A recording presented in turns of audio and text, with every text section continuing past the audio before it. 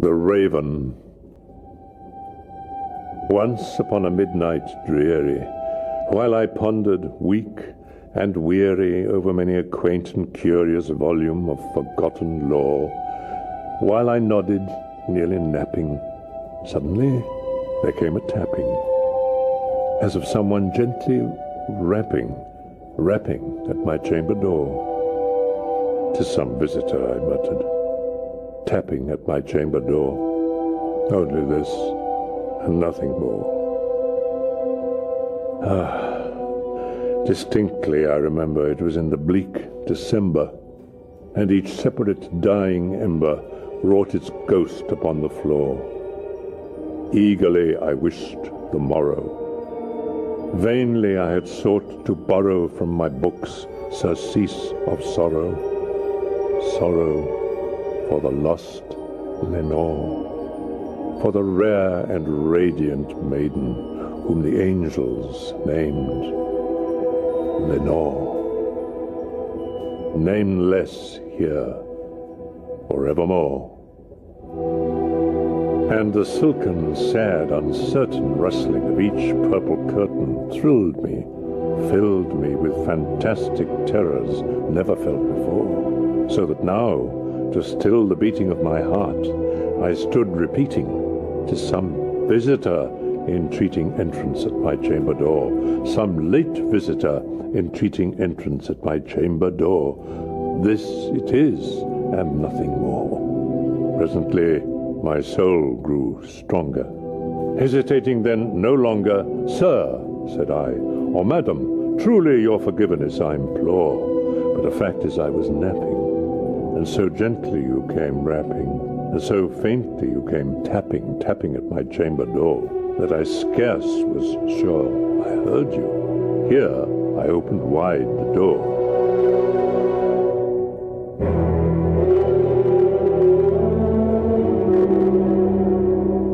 Darkness there, and nothing more. Deep into that darkness peering, long I stood there, wondering, fearing, doubting, dreaming dreams no mortal ever dared to dream before. But the silence was unbroken, and the darkness gave no token, and the only word there spoken was the whispered word, "Lenore." This I whispered, and an echo murmured back the word, "Lenore." Merely this, and nothing more. Back into the chamber turning, all my soul within me burning, soon again I heard a tapping somewhat louder than before. "Surely," said I, "surely that is something at my window lattice. Let me see then what thereat is, and this mystery explore. Let my heart be still a moment, and this mystery explore. 'Tis the wind, and nothing more. Open here, I flung the shutter, when, with many a flirt and flutter, in there stepped a stately raven of the saintly days of yore. Not the least obeisance made he, not a minute stopped or stayed he, but with mien of lord or lady, perched above my chamber door, perched upon a bust of Pallas, just above my chamber door, perched and sat, and nothing more. Then this ebony bird beguiling my sad fancy into smiling, by the grave and stern decorum of the countenance it wore.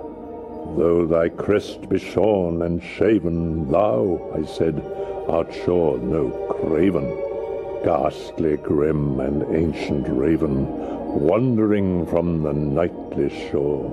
Tell me what thy lordly name is on the night's Plutonian shore." Quoth the raven, "Nevermore."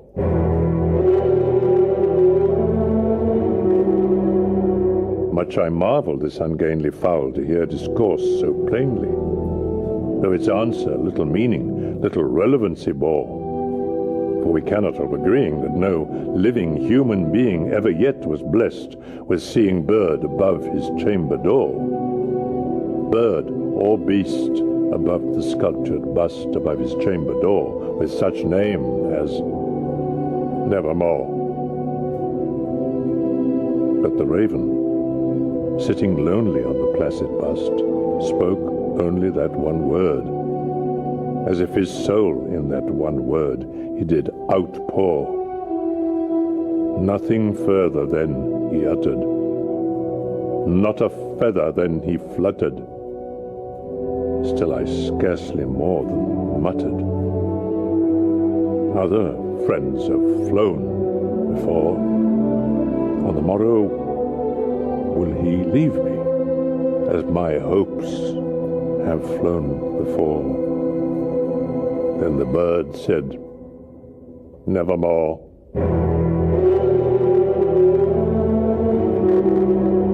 Startled at the stillness broken by replies so aptly spoken, Doubtless, said I, what it utters is its only stock and store, caught from some unhappy master, whom unmerciful disaster followed fast, and followed faster, until his songs one burden bore, till the dirges of his hope that melancholy burden bore of never, nevermore. But the raven, still beguiling all my sad soul into smiling, straight I wheeled a cushioned seat in front of bird and bust and door. Then upon the velvet sinking, I betook myself to linking fancy unto fancy, thinking what this ominous bird of yore, what this grim, ungainly, gaunt, and ominous bird of yore meant in croaking evermore. This I sat engaged in guessing, but no syllable expressing to the fowl, whose fiery eyes now burned into my bosom's core. This and more I sat divining, with my head at ease reclining, on the cushion's velvet violet lining that the lamplight gloated o'er. But whose velvet violet lining, with the lamplight gloating o'er, she shall press, nevermore. Then methought the air grew denser, perfumed from an unseen censer swung by seraphim, whose footfalls tinkled on the tufted floor. Wretch, I cried, thy God hath lent thee. By these angels he has sent thee respite, respite and nepenthe from thy memories of Lenore. Quaff, oh quaff this kind nepenthe, and forget this lost Lenore. Quoth the raven, nevermore. Prophet, said I, thing of evil, prophet still, if bird or devil, whether tempter sent, or whether tempest tossed thee here ashore, desolate, yet all undaunted, on this desert land enchanted, on this home by horror haunted, tell me truly, I implore, is there balm in Gilead? Tell me, I implore. Quoth the raven, nevermore. Prophet, said I, thing of evil, prophet still, if bird or devil, by that heaven that bends above us, by that God we both adore, tell this soul with sorrow laden, if within the distant Aidenn it shall clasp a sainted maiden whom the angels named Lenore. Clasp a rare and radiant maiden, whom the angels named Lenore. Quoth the raven, nevermore.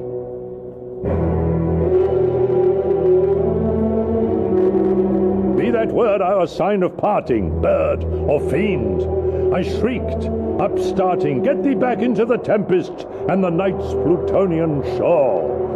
Leave no black plume as a token of that lie thy soul hath spoken. Leave my loneliness unbroken, quit the bust above my door. Take thy beak from out my heart, and take thy form from off my door.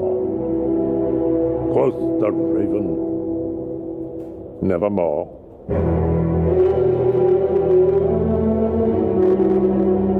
And the raven, never flitting, still is sitting on the padded bust of Pallas, just above my chamber door. And his eyes have all the seeming of a demon's that is dreaming.